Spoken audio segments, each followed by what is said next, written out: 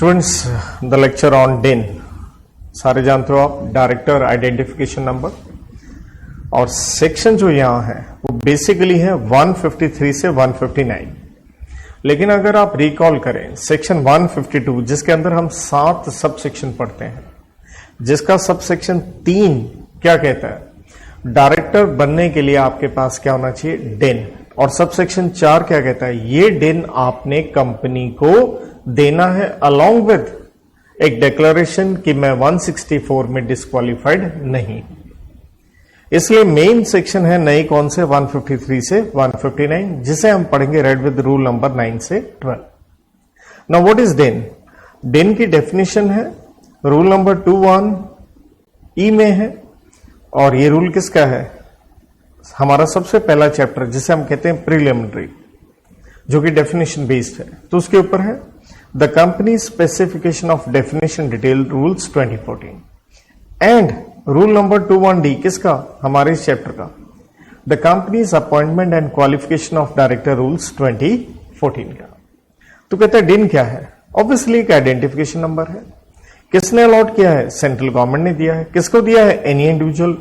Y individual, क्योंकि 149(1) में हमने ये पढ़ा है डायरेक्टर सिर्फ कौन होंगे, इंडिविजुअल होंगे।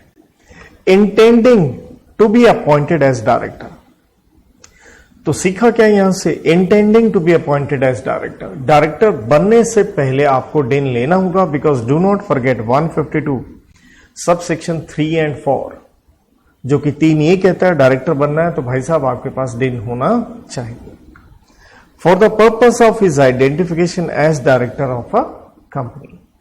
तो सिंपल सी बात है, ये एक आइडेंटिफिकेशन नंबर है।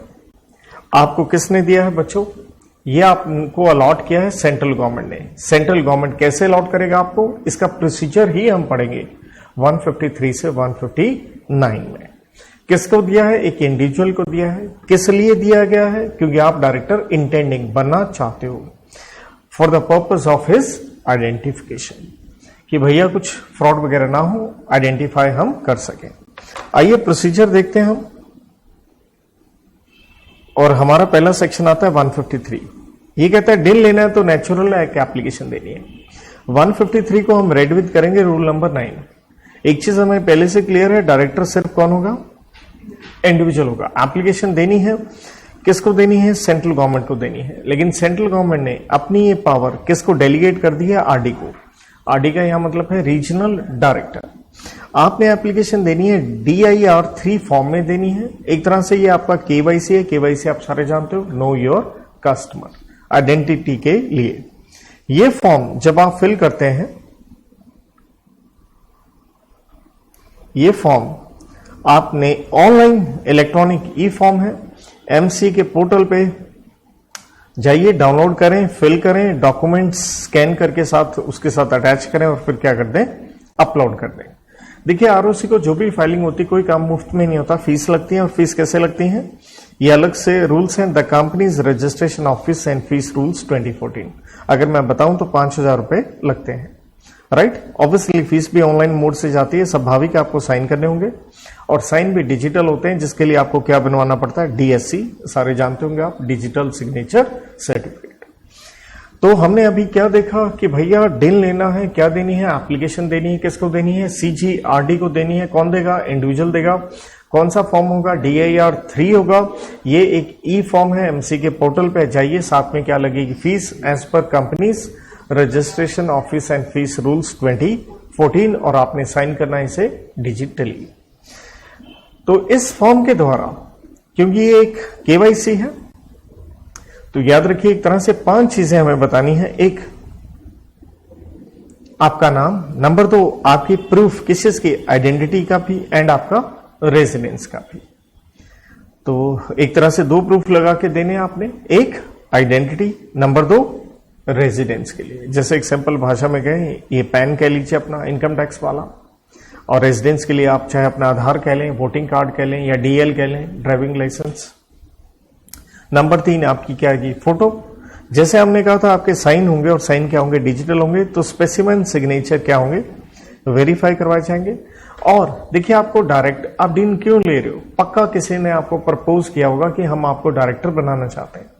तो जिस कंपनी ने ये डिसाइड किया है उस कंपनी में क्या हुई होगी, बोर्ड मीटिंग, और बोर्ड मीटिंग में क्या पास हुआ होगा, बोर्ड रेजोल्यूशन। ये पूरा लिख सकते हैं board resolution, copy of board resolution proposing appointment in an existing company. That means जब हम डीन की बात कर रहे हैं, जब हम डीन लेना चाहते हैं, DIR 3 में लेना चाहते हैं, हम एक नई कंपनी की बात नहीं कर रहे हैं, हम किसकी बात कर रहे हैं, एक एग्जिस्टिंग कंपनी की। Very important to know. Sir what about अगर हम नई कंपनी बना रहे हो, इसके ऊपर आएंगे, एक बार थोड़ा सा धैर्य रखें। तो देखिए जैसे आपके ये स्पेसिमेन सिग्नेचर वेरीफाइड थे, ये फॉर्म में 5 बातें आ गई, तो कहते हैं इसका डिजिटल वेरिफिकेशन करवाया जाता है। किससे करवाया जाता है, यहां पे 5 पॉइंट है।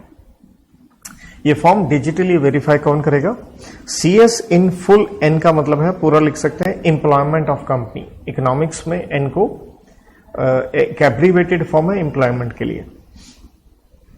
CS कंपनी सेक्रेटरी, जो कंपनी में काम कर रहा है। लेकिन पता यह होना चाहिए कंपनी सेक्रेटरी चाहिए होता है उसी कंपनी में जिसकी पेड अप कैपिटल हो 10 करोड़। इसलिए जरूरी नहीं है ये हर एक कंपनी में हो। CS आप पढ़ेंगे सेक्शन नंबर 204 एंड 205 में, और इसकी डेफिनेशन आती है क्लॉज 24 एंड 25 में। या फिर आप किससे करवा लीजिए, मैनेजिंग डायरेक्टर से, जिसके ऊपर क्लॉज 54 में हम पढ़ते हैं, या डायरेक्टर से करवा सकते हैं जिसके ऊपर ऑलरेडी हम पढ़ा है सबसेक्शन, या क्लॉज 34 में डेफिनेशन।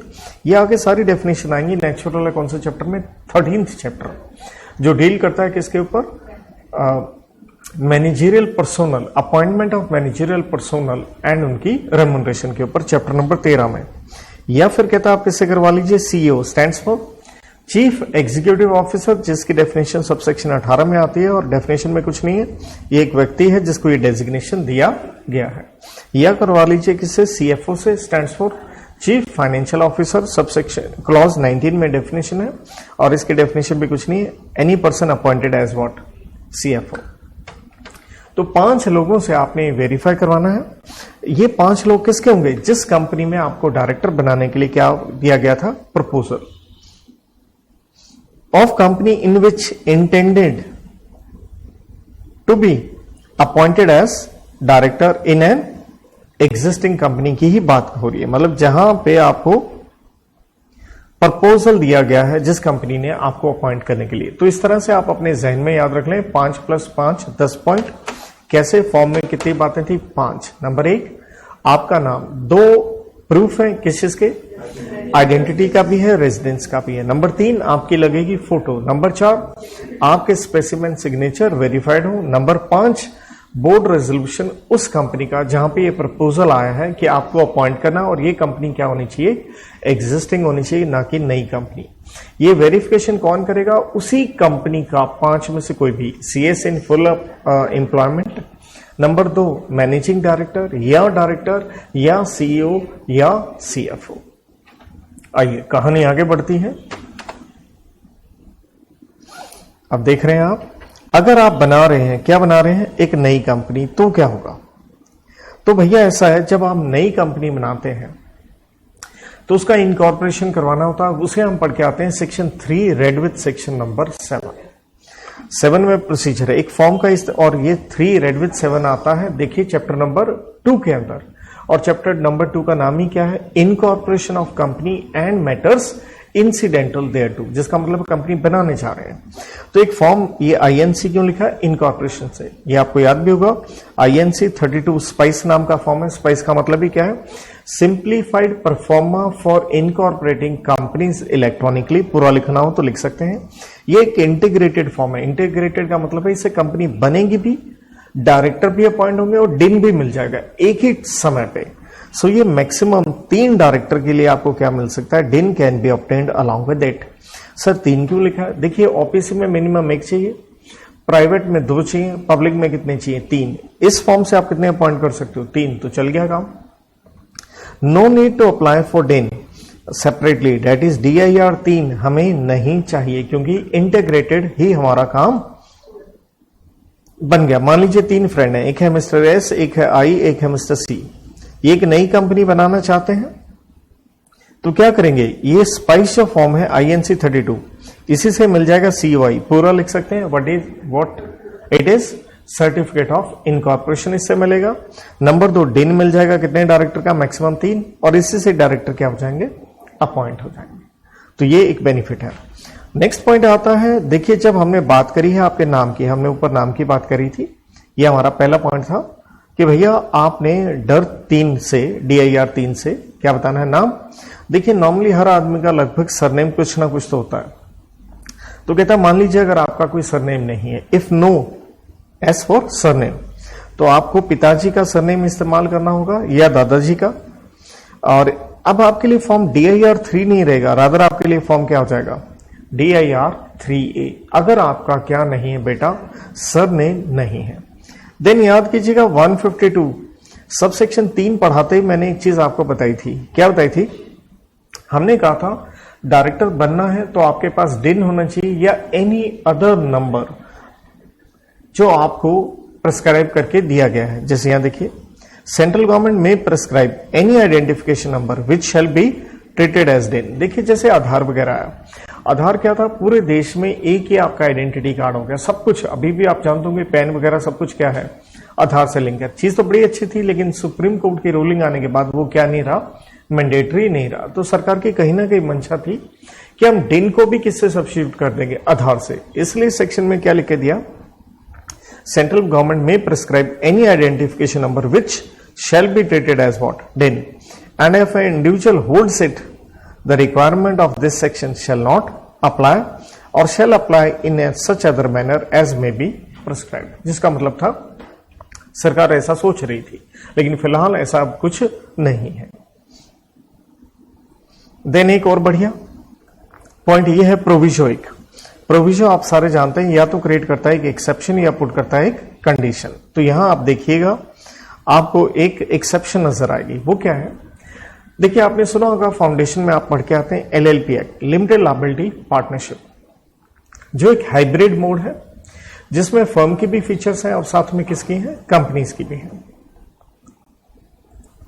देखिए LLP में आपने पढ़ा होगा, हर LLP को ना कम से कम 2 डेजिग्नेटेड पार्टनर रखने पड़ते हैं। देखिए पार्टनर तो कई हो सकते हैं, लेकिन 2 क्या रखने पड़ते हैं, मिनिमम डेजिग्नेटेड पार्टनर। नाम से पता चल रहा है इनको कुछ कंप्लायंसेस करने होते हैं, या कह लीजिए इनकी जिम्मेवारी होती है। अब डेजिग्नेटेड पार्टनर बनने के लिए LLP में इनको भी डिन की तरह लेना पड़ता है। डिन नहीं कहते, उसे कहते हैं डिपिन। DP stands for designated partner identification number. लेकिन देखिए कंपनीज एक्ट जो है ये आता है MC के अंडर। और अगर आप याद करें मेरा पहला लेक्चर, जहां मैंने आपको साइट पे खोल के दिखाया था कि MC सिर्फ कंपनीज एक्ट को ही एडमिनिस्ट्रेशन नहीं करती, 10 और भी एक्ट है जिसमें क्या आता है LLP। और LLP वगैरह की भी फाइलिंग देखिए लगभग कह लीजिए जो कंपनीज एक्ट में पढ़ते हैं बहुत सारी चीजें क्या है, सेम है। इसलिए क्या कहा गया, डिन इंक्लूड्स DPIN। मतलब इसका मतलब ये है, मान लीजिए आप मिस्टर एस हैं, ये है आपका डिन नंबर लेट्स से, और आप अपॉइंट हो जाते हैं आप डायरेक्टर X लिमिटेड में। Now S wants to act as designated partner in Messrs मान लीजिए मोगैम्बो LLP, ये कोई LLP है, वहां पे आप DP बनना चाहते हैं। तो DP बनने के लिए भी आपको क्या लेना पड़ता है, डिपिन। तो क्या हमें लेना पड़ेगा, नहीं लेना पड़ेगा, क्योंकि MC ही मैनेज करता है कंपनीज एक्ट को भी और किसको, LLP। तो उन्होंने कह दिया अगर आपके पास डिन है ना, तो यही किसका काम करेगा, LLP में डिपिन का काम करेगा। सो DP इन मेसर्स जो भी LLP था, he does not require, अलग से उसको नहीं चाहिए, and din can be used as डिपिन, right. तो ये है हमारा यहां पे आकर के देखिए कंप्लीट होता है एक तरह से सेक्शन नंबर 153, जहां हम ये कहते हैं कि भाई साहब आपने डिन लेना है तो उसके लिए मेन प्रोसीजर क्या है। एक बार फिर कोशिश करें आपको याद हो जाए। देखिए 153 में डिन लेना है, आप एप्लीकेशन दीजिए, आप इंडिविजुअल है, DIR 3 नाम का फॉर्म है, ये एक ई फॉर्म है और साथ में जाएगी फीस जाएगी, सेंट्रल गवर्नमेंट को देना है, डेलीगेटेड टू RD है, 5 बातें हैं, आपका नाम है, 2 आपकी प्रूफ है, एक आइडेंटिटी का, एक रेजिडेंस का, देन आपकी फोटो है, देन आपके स्पेसिमेन सिग्नेचर वेरीफाइड है, जो मैंने बताया था DSC होते हैं, एंड नंबर 5 है बोर्ड रेजोल्यूशन की कॉपी जिस एग्जिस्टिंग कंपनी में आपको अपॉइंटमेंट का प्रपोजल दिया गया है। और ये वेरिफिकेशन आपकी होगी डिजिटली होगी, उसी कंपनी के 5 में से कोई लोग कर सकते हैं, आप CS के लोग, लेकिन वो कंपनी में फुल एम्प्लॉयमेंट में हो, या एमडी या नॉर्मल डायरेक्टर या सीईओ या सीएफओ। इसलिए देखिए एक सिंपल कोड की भी बन जाती है। जितने भी ऑफिसर आप देखते हैं, जो भी सीएस डायरेक्टर वगैरह, हम इनको क्या पढ़ते हैं? हम इनको कहते हैं ऑफिसर। ऑफिसर की डेफिनेशन आती है अंडर सेक्शन 2 क्लॉज 59 में। और ऑफिसर का एक मैथमेटिकल फॉर्मूला याद रखिए, क्या बनता है?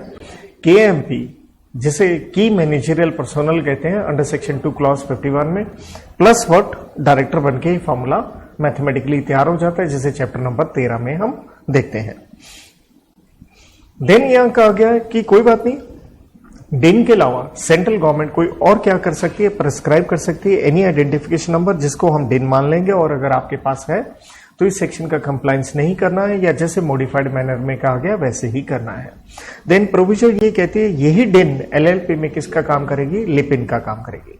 देन हमने नेम की बात की थी, तो हमने कहा सरनेम जो आपका है तो बड़ी अच्छी बात है, नहीं है पिताजी का या दादाजी का लीजिए, और फॉर्म होगा DIR 3A। देन अगर आप नई कंपनी में जाते हैं तो ये तरीका जरूरी नहीं था, क्योंकि वहां पे स्पाइस INC 32 में इंटीग्रेटेड फॉर्म है, वहां कंपनी का इनकॉर्पोरेशन भी होगा। आपको मैक्सिमम 3 डायरेक्टर के लिए डिन मिलेगा, और 3 आपके डायरेक्टर क्या हो जाएंगे? अपॉइंट हो जाएंगे। तो आपको ये प्रोसीजर फॉलो करने की आवश्यकता नहीं है। आइए कहानी आगे बढ़ती है, सेक्शन नंबर हमारे 154 पे।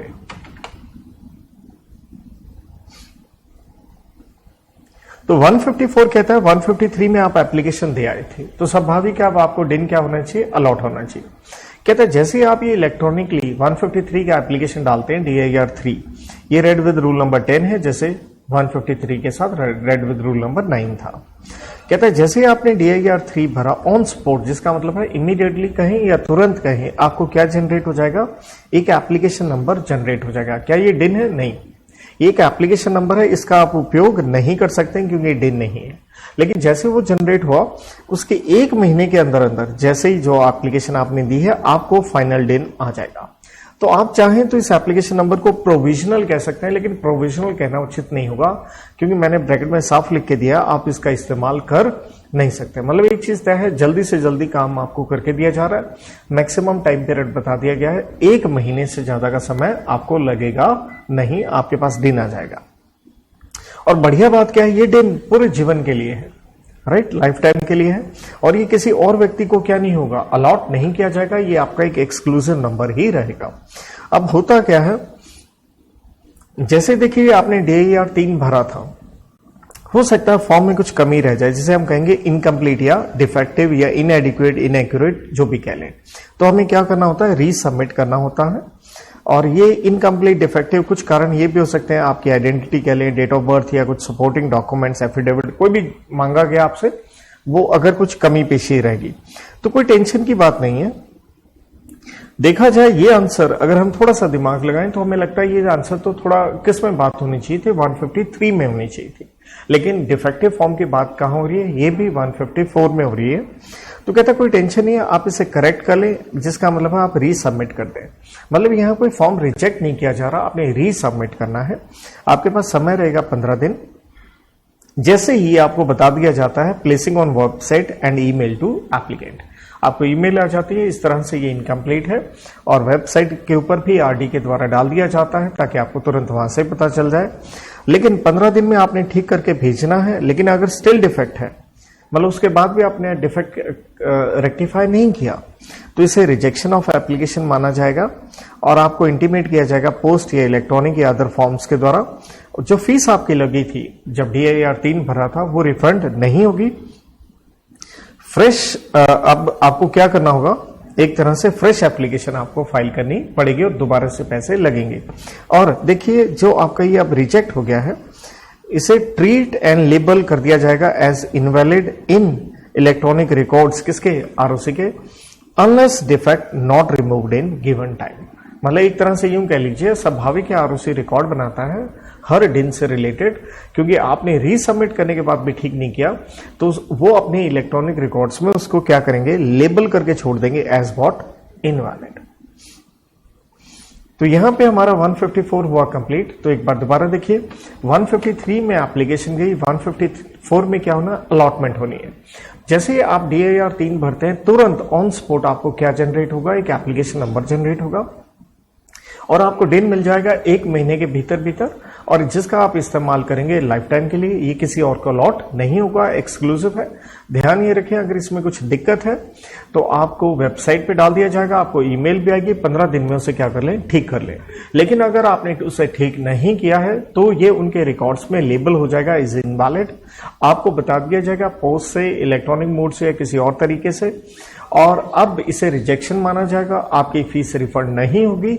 अब दिन लेना है तो दोबारा से 153 का प्रोसीजर आपको फॉलो करना पड़ेगा। Moving ahead, 155। देखिए, एक आदमी को ऑब्वियसली क्या मिलेगा, सिर्फ एक ही दिन मिलेगा, राइट। जैसे अगर आपके पास ड्राइविंग लाइसेंस है तो ऐसा तो है नहीं कि अगर आप किसी और राज्य में, स्टेट में गए हैं, आपको नया क्या लेना पड़े, डीएल। वो पूरे देश के लिए, इवन इंटरनेशनल ड्राइविंग लाइसेंस भी आप बनवा सकते हैं। ऐसे ही कह लीजिए ये है, हर आदमी को क्या मिलेगा, एक ही दिन। हम ऐसी बात क्यों कर रहे हैं, देखिए सेक्शन 165 में इसका रेलिवेंस निकल के आता है। सेक्शन 165 कहते हैं एक आदमी ज्यादा से ज्यादा डायरेक्टर बन सकता है 20 कंपनियों में। तो आप 20 कंपनियों में डायरेक्टर बन रहे हैं, इसलिए प्रश्न है क्या हर कंपनी के लिए अलग से दिन होगा, नहीं, सिर्फ क्या रहेगा, एक ही दिन रहेगा। हाँ, सेबी रेगुलेशन जब हम पढ़ते हैं, मैक्सिमम डायरेक्टरशिप, ऑब्वियसली याद रहे सेबी रेगुलेशन किसके ऊपर लगती है, लिस्टेड एंटिटी के ऊपर लगती है। तो सेबी रेगुलेशन के मुताबिक एक आदमी डायरेक्टर हो सकता है मैक्सिमम, एलई का मतलब है लिस्टेड एंटिटी, और आप डायरेक्टर बन सकते हैं ज्यादा से ज्यादा कितनी कंपनियों में, 7 कंपनियों में। ये भी पक्का आपको याद रहे कि 20 की लिमिट कंपनीज एक्ट में एक आदमी के लिए, और सेबी रेगुलेशंस में लिस्टेड एंटिटी के ऊपर लगी एक आदमी के लिए कितनी लिमिट है, 7। सिर्फ आप ज्यादा से ज्यादा 7 कंपनियों में, स्वाभाविक है 7 कौन सी कंपनियां, do not forget the word is listed entity, वरना 20 की लिमिट रहती है। तो हर आदमी को सिर्फ एक ही दिन मिलेगा। Can't apply obtain possess another day. तो 155 बड़ा शरीफ था, एक लाइन में हो गया समाप्त। कहानी आगे बढ़ती है। तो ये लेक्चर देखिए 153 से 159 दिन का जो है सिर्फ एक पेज का कंटेंट है। तो यहां से बड़ा एक अच्छा फीलिंग आती है कि इस चैप्टर में से अरे भैया इतने सारे सेक्शन निकल गए, क्योंकि आप इससे पहले 149 पढ़ते हैं जो कि बहुत ही बड़ा सेक्शन हो जाता है, या 152 भी। अब क्या है, देखिए ऐसा है 2013 में ये एक्ट आया, राइट। ये एक्ट आया 2013 में, डायरेक्टर तो इससे पहले भी होते थे, इसलिए मैंने यहां लिख के दिया ओल्ड कंपनीज एक्ट 1956। तो ये सेक्शन 2 जो है उससे रिलेटेड है। कहता जो 156 क्या कहता है, director to intimate DIN to company within 1 month. मतलब जैसे ही ये सेक्शन आया 2013 में, जो कि 1 अप्रैल 2014 को आया था मोस्ट प्रोबेबली, राइट। तो एमसी की साइट पे आप देख भी सकते हैं किस दिन ये एप्लीकेबल हुआ। तो इन्होंने कहा जो भी एग्जिस्टिंग डायरेक्टर है, नया एक्ट आ गया, वो कंपनी को तुरंत 1 महीने के अंदर अपना क्या बताएं, दिन बताएं। और कंपनी जो है ये दिन बताएगी किसको, आरओसी को, कितने दिन के अंदर, 15 दिन के भीतर। और ये 15 दिन कहां से स्टार्ट होंगे, जैसे ही वो डायरेक्टर अपना दिन इंटीमेट कर देता है कंपनी को, कौन से सेक्शन में, 156 में। मतलब ये डायरेक्टर को इंटीमेट करना है दिन। मतलब यहां बात किसकी हो रही है, यहां देखिए ये एक एग्जिस्टिंग जो डायरेक्टर है ये उनकी बात हो रही है, राइट। पुराने एक्ट से रिलेटेड है, मतलब कह लीजिए आज के दिन कोई इसका रेलिवेंस नहीं है। इसको रेड विद किया जाता है, रूल नंबर 10 है। आप डिटेल में पढ़ना चाहें तो मेरी प्रिंटेड बुक में देख लीजिएगा। और देखिए आरओसी को मैंने कई बार आपको बताया कोई भी काम मुफ्त में नहीं होता, आपको क्या लगती है, फीस या एडिशनल फीस लगती है। और अगर आप आरओसी को नहीं बताएंगे पेनल्टी भी है। Company and officer in default के ऊपर है, मिनिमम 25,000 रुपए है। एंड 100 रुपए पीडी का मतलब है, यहाँ पूरा लिख सकते हैं, पर डे ऑफ सीओ का मतलब कंपनी नहीं है, कॉन्टिन्यूइंग ऑफेंस है। डेली के 100 रुपए लगते जाएंगे, लेकिन 100 करके किसको क्रॉस नहीं होंगे, 1 लाख को क्रॉस नहीं होंगे। मतलब मिनिमम 25,000 लगा, डेली का 100 रुपए लगा, 100 करते हुए कितना बना, 1 लाख। इन दोनों सेक्शन को आप इस तरह से याद रखिए कि किससे रिलेटेड है, एग्जिस्टिंग जो डायरेक्टर है इस एक्ट के आने से पहले 1956 की बात कर लें। एक तरह से क्या करना है, जैसे ये एक्ट आता है 1 महीने के अंदर अंदर आप अपना दिन किसको बताएं, कंपनी को बताएं। 157 में कंपनी आरओसी को बताएगी 15 दिन में विद फीस और एडिशनल फीस। नहीं बताएगी तो company and officer in default के ऊपर पेनल्टी है, मिनिमम 25,000 रुपए, डेली के 100 रुपए, लेकिन 100 करते हुए मैक्सिमम किससे ज्यादा नहीं होंगे, 1 लाख से ज्यादा नहीं होंगे। देयर आफ्टर सेक्शन नंबर 158 कहता है एज ए डायरेक्टर, अगर आप डायरेक्टर बन गए हैं आपकी ऑब्लिगेशन है। क्या ऑब्लिगेशन है? देखिए अब आप डायरेक्टर हैं तो नेचुरल है, डायरेक्टर बनने के लिए आपने डिन लिया, तो डिन आपको हर जगह क्या करना होगा? कोट करना पड़ेगा। सो कहता है आपने इंडिकेट करना है डिन कहां? RIP, rest in peace, code की कह सकते हैं, हर रिटर्न पे। रिटर्न आप जानते हैं कंपनीज में मेन रिटर्न कौन सी फाइल होती है भैया? एनुअल रिटर्न सेक्शन 92 है। नंबर 2, आई से कोई भी इंफॉर्मेशन, पी से particulars required to be furnished under what? Companies act. मतलब जहां जहां डायरेक्टर की कोई भी इंफॉर्मेशन दी जाएगी, चाहे वो रिटर्न हो, इंफॉर्मेशन हो, पर्टिकुलर्स हो, आपको इंडिकेट करना है अपना क्या? डिन। 159 बढ़िया सेक्शन है, बढ़िया पेनल्टी है। स्टार इसलिए लगाया, क्यों स्टार लगाया कि देखिए इससे पहले हमने पेनल्टी कहां पढ़ी? ये पढ़ी हमने 157 में। क्या हमने 153 की पेनल्टी पढ़ी? नहीं पढ़ी। 154 की पढ़ी? नहीं पढ़ी। 155 की पढ़ी? नहीं पढ़ी। तो 159 में पेनल्टी किसकी बताई गई है? For default under section 152। देखिए 152 में आप मेनली क्या पढ़ के आते हैं? सबसेक्शन 1 में पढ़ के आते हैं फर्स्ट डायरेक्टर, और 6 एंड 7 सबसेक्शन आपको याद होगा rotational and non rotational director से रिलेटेड। मतलब ये लेके चलिए बड़ा स्टार है कि 152 की पेनल्टी कहां जाके नजर आई? 159 में। उसका लॉजिक क्या है? ये लॉजिक मैंने आपको पहले ही बता दिया, ये था ना सबसेक्शन 3 एंड 4। और 3 में क्या था? ये था डायरेक्टर बनना है तो आपको क्या चाहिए? साहब डिन चाहिए। 4 क्या था? ये डिन आपने क्या देना है? कंपनी को देना है, साथ में एक डिक्लेरेशन की 164 में आप डिस्क्वालिफाइड नहीं है। तो इसलिए आपको लॉजिक समझना चाहिए कि यहां 152 की बात की हुई है, तो इसका लॉजिक ये है। लॉजिक कहां आता है? सबसेक्शन 3 एंड 4 में नजर आता है, राइट। लेकिन ध्यान दीजिएगा 159 में 152 वर्ड इस्तेमाल किया गया, तो पेनल्टी किसकी है? पूरे के पूरे सेक्शन 152 की है। साथ में 155 जो भी हमने पढ़ा, एक आदमी को कितना डिन? सिर्फ एक। 156 किसके ऊपर पढ़ा? वो पुराना कंपनीज एक्ट से रिलेटेड कि आपको कंपनी को इंटीमेट करना है 1 महीने के भीतर। तो मिसिंग कौन से सेक्शन हुए? अगर आप गौर से देखें 153 की पेनल्टी कोई बात नहीं है यहाँ। अरे होनी भी क्यों चाहिए? क्योंकि वहां तो क्या दी थी आपने? एप्लीकेशन। 154 में आपको क्या अलॉट हुआ था? डिन। अरे तो वो सरकार ने अलॉट करना है तो उसकी पेनल्टी क्यों आएगी? तो दिमाग से अगर आप चलेंगे लॉजिक अपने आप क्या आ जाएगा? समझ में आ जाएगा। और 157 की पेनल्टी तो पढ़ ही ली थी। हाँ, एक चीज और इंटरेस्टिंग है, अगर आपने ये इंडिकेट नहीं किया तो 158 की पेनल्टी यहां नहीं बताई गई। तो एक चीज याद रखिए, जैसे हम आखिरी सेक्शन पढ़ेंगे इस चैप्टर का 172, तो आप देखेंगे वहां ये लिख के दिया गया है कि इस चैप्टर से रिलेटेड कोई भी डिफॉल्ट हो गया और जिसकी पेनल्टी कहीं नहीं बताई गई है, तो कौन सी पेनल्टी लगेगी? सेक्शन 172 की लगेगी। सो कहता अब पेनल्टी किसके ऊपर है? उस डायरेक्टर के ऊपर है, और डायरेक्टर क्या होता है? इंडिविजुअल होता है, इसलिए वर्ड इंडिविजुअल कह लीजिए। फाइन मैक्सिमम 50,000 रुपए लगेगा, और डेली का लगेगा 500 रुपए per day of CO continuing offence natural after what? First day. तो एक अपर लिमिट नहीं डाली गई है कि 500 करके कितना लगेगा? 50,000 मैक्स है, एंड डेली के बेटा कितने हैं? 500 रुपए पर डे। नाउ इसके बाद थोड़ी हम अलग से बात करेंगे। देखिए हमने रूल नंबर 9 की बात करी, 10 की बात करी, अब हम बात करेंगे रूल नंबर 11 में। इसे आप कह लीजिए सरेंडर, मतलब आपने अपना डिन क्या किया? हैंड ओवर कर दिया सरकार को, या सरकार ने आपका डिन क्या किया? कैंसिल किया। दोनों स्थितियों में अब आपके पास डिन नहीं है। तो यहां पे सरेंडर करना क्या है? आप सारे जानते हैं सरेंडर एक वॉलेंट्री एक्ट है। क्या हम सरेंडर कर सकते हैं? देखिए बेसिकली तभी कर सकते हैं, never appointed as director in any company. आपने कहा मैंने डिन तो ले लिया लेकिन मेरे को किसी ने अपॉइंट ही नहीं किया, क्योंकि देखिए 153 में हमने ये भी पढ़ा था, DIR 3 के साथ क्या लगा के दिया था? हमने लगा के दिया था बोर्ड रेजोल्यूशन की कॉपी उस कंपनी की जो हमें डायरेक्टर बनाना चाहते थे, लेकिन हो सकता है उन्होंने हमें नहीं बनाया। तो आप कह रहे हैं मेरे को कभी नहीं बनाया गया, इसलिए मैंने डिन कभी भी क्या नहीं किया? यूज नहीं किया फॉर फाइलिंग एनी डॉक्यूमेंट। जैसे हमने 158 में पढ़ा था rest in peace, return information particulars में आपको डिन कोड करना होता, तो आपने कहा मैंने कभी नहीं किया, इसलिए प्लीज मैं क्या करना चाहता हूं? सरेंडर करना चाहता हूं। दूसरा क्या है? आप इसे कह सकते हैं कैंसिलेशन या डीएक्टिवेशन। और डीएक्टिवेशन के बाद ध्यान दीजिएगा, कैंसिल करने के बाद आप इसे रीएक्टिव भी करवा सकते हैं। तो एक चीज तो है, कैंसिल किया गया तो ये क्या है? कंपल्सरी एक्ट है, कुछ ना कुछ गलत कार्य आपने किया होगा। ये कैंसिल कौन करेगा? सेम वही, आपको अलॉट किसने किया था DIN? Central government delegated to RD, वही करेंगे। आफ्टर वेरीफाइंग ई रिकॉर्ड्स और इट्स, कह लीजिए ये RD का कोई ऑफिसर, वो आपका ये डीएक्टिवेट करेगा। कारण क्या है? अच्छा, दोनों में ध्यान दीजिए, सरेंडर हो या डीएक्टिवेशन हो, फॉर्म कौन सा है? DIR 5 बताया गया है।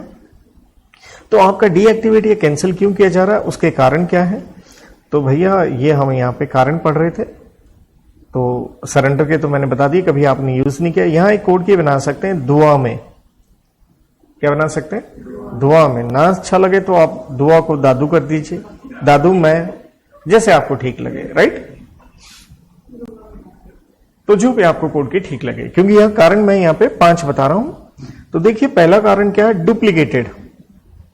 डुप्लीकेटेड का मतलब क्या है? In respect of same person, मतलब एक ही आदमी के कितने दिन बन गए हैं? 2 बन गए हैं। तो डुप्लीकेट को आप यहां हिंदी में लिख सकते हैं 2 बन गए हैं। तो हमने तो क्लियरली कहा था भाई साहब दिन कितना मिलेगा? एक आदमी का सिर्फ एक ही मिलेगा। यही हमने पढ़ा कहां? 155 में। तो डी से हो गया डुप्लीकेट। अब होगा क्या? Data related to both the दिन should be merged with validity retained number. दोनों का डेटा एक में मर्ज हो जाना चाहिए, राइट? डी से क्या हो गई?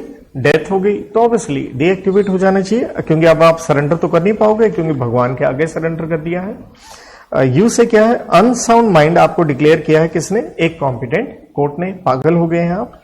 ए से है एडजुडिकेटेड का मतलब अगेन यही होता है डिक्लेयर्ड बाय कोर्ट। इंसॉल्वेंट आपको डिक्लेयर कर दिया गया है। एम से अगला पॉइंट है obtained by means of miss representation, या जिसे कहेंगे हम रॉन्गफुल मिस रिप्रेजेंटेशन, या जिसे आसान भाषा में कह सकते हैं आपने अपनी डॉक्यूमेंटेशन क्या दी है? फॉल्स। जैसे हमने कहा था प्रूफ किसका? आइडेंटिटी का, आपके रेजिडेंस का, वो गलत दिए हैं। या फ्रॉडुलेंट एक्ट, जिसे आप कह सकते हो। फ्रॉड और मिस रिप्रेजेंटेशन में फर्क क्या है? मिस रिप्रेजेंटेशन में धोखा देने की मंशा नहीं है, लेकिन गलत डॉक्यूमेंट दिए गए, जबकि फ्रॉड में क्या है? आपकी इंटेंट है टू डिसीव। तो नो डाउट जब आपको यह इस कारण से फ्रॉड वगैरह से डीएक्टिवेट किया जा रहा है, तो आपको दिया जाएगा एक नोटिस, जिसे हम कहते हैं ROH। पूरा लिख सकते हैं। ROH का यह मतलब क्या है? Reasonable opportunity of being heard, यहां पक्का आपको दी जाएगी, राइट? तो ये 5 कारण है। एक चीज और देखिए क्या लिखा है। देखिए कैंसिलेशन सिर्फ यही नहीं कि सेंट्रल गवर्नमेंट RD या उनका ऑफिसर कर सकता है, कहता ROC भी कर सकती है। भाई ROC क्यों? देखिए ऐसा है, हमने पढ़ा आपको दिन मिला, एप्लीकेशन दी 153 में, आपने किस में दी? DIR 3 में दी। कहता है DIR 3 KYC जो था not filled till 30th September of immediately, ध्यान दीजिएगा यहां वर्ड है नेक्स्ट फाइनेंशियल ईयर, मतलब एक फाइनेंशियल ईयर जब खत्म होता है, जैसे खत्म हो गया 31 मार्च को, तो 30 सितंबर तक, आने वाले 30 सितंबर, अगले 30 सितंबर, दैट मीन्स कितने महीने हो गए? 6 महीने। आपको क्या करनी पड़ती है? KYC फाइलिंग करनी पड़ती है एनुअल ईच ईयर। क्यों? क्योंकि हमारे देश में पहले बड़े फ्रॉड होते रहे। बड़े बड़े लोग 2 नंबर का जो पैसा कमाते हैं, उन्होंने अपनी कंपनी के डायरेक्टर अपने ही नौकरों को बना दिया। तो बेचारे नौकरों को यह भी नहीं पता कि वो क्या बने बैठे हैं? डायरेक्टर, ताकि अगर बिल फटे तो किन के नाम का फट जाए? उनके नाम का। इसलिए सरकार ने ये प्रावधान बनाया कि हर साल आपको KYC क्या करना होगा? अपडेट करना होगा, साल के खत्म होने में 6 महीने में। और ये कहता है as per rule number 12A। And तो नेचुरल है, अगर आपने ये फिल नहीं किया तो क्या हो जाएगा बेटा? डीएक्टिवेट हो जाएगा। लेकिन कोई टेंशन नहीं है, आप रीएक्टिवेट करवा सकते हैं। फिर से क्या भर दीजिए अपना, वही ई फॉर्म DIR 3, क्योंकि हमें आपका क्या चाहिए? KYC चाहिए। दे दोगे तो आपका क्या होगा? रीएक्टिवेट हो जाएगा। तो ये था हमारा रूल नंबर 11। आइए एक बार फिर से देखते हैं। तो हमने कहा इसके अंदर 2 बातें हैं। एक सरेंडर है, वो एक वॉलंटरी एक्ट है। वजह क्या है? आप अपॉइंट नहीं हुए डायरेक्टर किसी कंपनी में, और आपने कभी भी ये जो DIR है, सॉरी जो DIN है, इसका उपयोग किया ही नहीं है। दूसरी वजह क्या है? सेंट्रल गवर्नमेंट या RD या उसके अफसरों ने आपको क्या किया है? डीएक्टिवेट किया है। और कारण क्या बताए गए हैं? 5। दुआ में डी से हो गया डुप्लीकेटेड, लेकिन वो मर्ज हो जाएगा एक वैलिडिटी रिटेन नंबर में, दोनों का डाटा। डी से ही आप ले लीजिए डेथ। यू से अनसाउंड माइंड, कोर्ट ने डिक्लेयर किया है। ए से एडजुडिकेट, इंसॉल्वेंट अगेन कौन करता है? कोर्ट। एम से आपने डिन लिया है bye means of wrongful means, जिसे आप मिस रिप्रेजेंटेशन, फ्रॉड कह सकते हैं, लेकिन यहां आपको दी जाएगी एक reasonable opportunity of being heard. ध्यान ये भी रखें साथ में, आपको ROC भी डीएक्टिवेट करेगा जब आपने हर साल ये KYC DIR 3 में करवानी होती है, और साल खत्म होने के अगले 6 महीने में करवानी होती है। अगर आपने नहीं करवाया, जब आप करवा लेंगे तो आपको क्या कर दिया जाएगा? ये आपको रीएक्टिवेट कर दिया जाएगा। इसके साथ हम आते हैं हमारे आखिरी एक रूल में, rule number 12। Changes in DIN. अरे इसकी कोई टेंशन नहीं है, वैसे नॉर्मली सोचा जाए, क्योंकि हर साल आपने क्या देना है, केवाईसी देना है DIR 3। लेकिन फिर भी अगर उससे पहले भी आप करवाना चाहें, जैसे आपका नाम बदल गया, सर नाम थोड़े बदलता है, देखिए नाम बदल जाता है, कैटरीना कैफ कौशल हो गई है, क्लियर है, करीना कपूर खान हो गई हैं, तो नाम में बदलाव आ सकता है। स्वाभाविक है, एड्रेस में भी चेंज होगा, शादी के बाद कैटरीना का भी एड्रेस चेंज हो गया है, और ईमेल भी शायद चेंज हो जाए, I don't know. Mobile number मेरे पास है नहीं, और मोबाइल भी आप जानते हैं चेंज हो जाते हैं, आजकल की जनरेशन आप जानते हो, relationship change, mobile number change, तो कुछ ऐसा भी आप कह सकते हैं। सो आप इंटीमेट करेंगे एज ए डायरेक्टर कंपनी को कितने दिन में, 15 दिन में, और and to central government within what, 30 days. Central government क्यों लिखा है? अरे स्वाभाविक है, हमने 153 में एप्लीकेशन दी ही किसको थी, CG को दी थी। कंपनी को बताइए 15 दिन में, CG को बताइए 30 दिन में, और फॉर्म कौन सा इस्तेमाल करेंगे, DIR 6 इस्तेमाल करेंगे। ऑब्वियसली वही डॉक्यूमेंट स्कैन अटैच करके आपको अपलोड करने हैं, और इसका भी डिजिटल वेरिफिकेशन या कह लीजिए करवाई जाएगी। साइनिंग किससे? Practising chartered accountant, cost accountant या प्रैक्टाइजिंग कंपनी सेक्रेटरी से, और सेंट्रल गवर्नमेंट इसे वेरीफाई कर देगा अपने इलेक्ट्रॉनिक रिकॉर्ड्स में, जिसका मतलब है वो क्या कर देगा, अपडेट कर देगा। DIN cell of ministry to intimate changes to the concerned ROC, और गवर्नमेंट का DIN सेल जो है कंसर्न्ड ROC को भी बता देगा, जिसकी ज्यूरिसडिक्शन में क्या है, registered office of company situated where individual is director, वो बता दिया जाएगा। तो इसके साथ हमारा ये कॉन्सेप्ट समाप्त होता है, लेकिन फिर से एक बार कोशिश करें। एक पेज का काम था ये DIN। पहली बात ध्यान रखें, कॉन्सेप्ट सिर्फ 153 से 159 में ही नहीं है, याद रहे 152 सबसेक्शन 3 एंड 4 भी आपको पता होना चाहिए, रेड विद रूल नंबर 9 से लेके कहां तक, 12 तक। तो आपने देखा 153 में हमने क्या किया, हमने एप्लीकेशन दी, CG-RD को दी, इंडिविजुअल ने दी, DIR 3 में दी, डिजिटल सिग्नेचर थे, फीस थे, 5 चीजें लिखी थी, नाम, और नाम में सरनाम नहीं है तो हमने कहा DIR 3A लगेगा, पिताजी का या दादाजी के सरनेम के साथ लगेगा। तो नाम हो गया, देन आपके 2 प्रूफ हो गए, एक आइडेंटिटी का हो गया, एक आपका रेजिडेंस हो गया, एक फोटो हो गया, एक स्पेसिमेन सिग्नेचर वेरीफाइड हो गया, एक बोर्ड रेजोल्यूशन की कॉपी जहां पे एग्जिस्टिंग कंपनी में आपको प्रपोजल मिला है अपॉइंट होने के लिए, और हो सकता है कल आप अपॉइंट ना हो, तो हमने क्लियरली रूल नंबर 11 में देखा, आप कभी अपॉइंट नहीं हुए, आप सरेंडर DIR 5 फॉर्म में कर सकते हैं। देन हमने कहा इसको वेरिफिकेशन भी आपको करवानी होगी डिजिटली। सिंपली एक वर्ड कहें तो आप ऑफिसर कह सकते हैं, जिसके अंदर 5 चीजें देखी, CS फुल एम्प्लॉयमेंट में, MD, डायरेक्टर, CEO या CFO से। ध्यान दीजिए यही DIN आपका LLP में डिपिन का भी काम करेगा, और DIN के अलावा सेंट्रल गवर्नमेंट चाहे तो किसी और नंबर को प्रिस्क्राइब कर सकती है जिसे DIN मान लिया जाएगा। एंड देयर आफ्टर अगर आप नई कंपनी बना रहे हैं तो ध्यान दीजिए ये प्रोसीजर नहीं है, DIR डर कहें, मैं डर कह देता हूं, 3 फाइल नहीं होगा। आप सिंपल INC 32 से 3 डायरेक्टर अपॉइंट कर सकते हैं, 3 का क्या ले सकते हैं, DIN ले सकते हैं। 154 में क्या होगा, जैसे आपने एप्लीकेशन दी, आपको एक एप्लीकेशन नंबर जनरेट हो जाएगा, लेकिन जिसे आप इस्तेमाल नहीं कर सकते हैं, लेकिन आपको अलॉट हो जाएगा 1 महीने के भीतर, पूरा जीवन भर के लिए मिलेगा, और ये किसी और आदमी का अलॉट नहीं होगा। कुछ गड़बड़ है तो आपको ईमेल से और वेबसाइट पे बता दिया जाएगा, फिर आप उसे 15 दिन के अंदर रीसबमिट करें। लेकिन फिर गलती करते हैं तो साहब अब इसे रिजेक्शन माना जाएगा, आपकी फीस भी गई, और सरकार अपने रिकॉर्ड्स में इसको लेबल कर देगी एज इनवैलिड, और अगर आप डायरेक्टर बनना है दोबारा से प्रोसीजर आप फॉलो करेंगे। एक आदमी के लिए जीवन भर क्या रहेगा, सिर्फ एक ही DIN रहेगा। लॉजिक मैंने बताया था 165 में आप 20 कंपनी में डायरेक्टर बन सकते हैं, एंड भाई साहब लिस्टेड एंटिटी में आप 7 में बन सकते हैं एज पर सेबी रेगुलेशन। 156 और 7 देखिए, थोड़ा जब ये एक्ट आया पुराने डायरेक्टर के लिए था, आपको DIN बताना है कंपनी को 1 महीने में, और कंपनी ROC को बताएगी 15 दिन के भीतर, जैसे ही आप उन्हें बता देते हैं, वरना पेनल्टी हमने बताई मिनिमम रहेगी 25,000 रुपए, डेली का 100 रुपए, लेकिन 100 करके मैक्सिमम क्या होगा, 1 लाख होगा, किसके ऊपर, कंपनी एंड OID पे। 158 में आपके ऊपर ऑब्लिगेशन है, आप DIN कहां मेंशन करेंगे, RIP, R फॉर रिटर्न पे, I फॉर इंफॉर्मेशन पे, P से पर्टिकुलर्स, जहां जहां आपको अपनी इंफॉर्मेशन एज ए डायरेक्टर देनी पड़ती है कंपनीज एक्ट के मुताबिक। 159 वेरी वेरी इंपॉर्टेंट, प्लीज इसे इग्नोर मत कीजिएगा पेनल्टी को, ये पेनल्टी सेक्शन 152 की है, that is a more better point. Then देखिए आपके 155 की है, 156 की है, 3 सेक्शनों की है।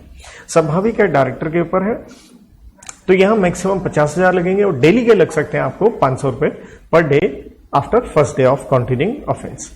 और 11 में देखिए आपका कैंसिलेशन या डीएक्टिवेशन था। सीजीआरडी अफसर उनके द्वारा कारण थे 5। दुआ में डी से डुप्लीकेटेड, डी से डेथ, यू से अनसाउंड माइंड, ए से एडजुडिकेटेड इंसॉल्वेंट, एम से गलत means, wrongful means, miss representation, fraud वगैरह। और साथ में आरओसी कर सकता है अगर फाइनेंशियल ईयर खत्म होने के 30 सितंबर तक आपने केवाईसी नहीं दिया, नो डाउट रीएक्टिवेट भी हो जाएगा। और रूल नंबर 12 में, क्योंकि रूल नंबर 9 था रेड विद 153, 10 था रेड विद सेक्शन नंबर 154, 11 हमने पढ़ लिया और 12 ए भी था जो कि हमने बात करी है आपकी किसकी, ये आरओसी जब आपको क्या कर सकता है, डीएक्टिवेट कर सकता है अगर आपने हर साल क्या नहीं करी, केवाईसी की फाइलिंग नहीं करी। रूल नंबर 12 है सिंपली आप चेंजेस करना चाहते हैं नेम से, एड्रेस से, मोबाइल नंबर वगैरह, कंपनी को बताइए 15 दिन में और सेंट्रल गवर्नमेंट को भी बताइए 30 दिन के अंदर। यहां फॉर्म का इस्तेमाल है DIR 6, जैसे DIR 5 था सरेंडर कैंसिलेशन में, जिसके ऊपर आपको डिजिटली साइन या वेरिफिकेशन करवानी होगी किससे, प्रैक्टिसिंग चार्टर्ड कॉस्ट या कंपनी सेक्रेटरी से।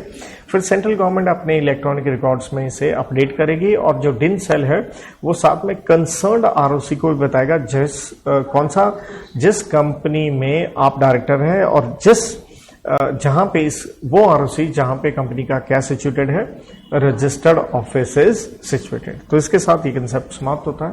Thank you.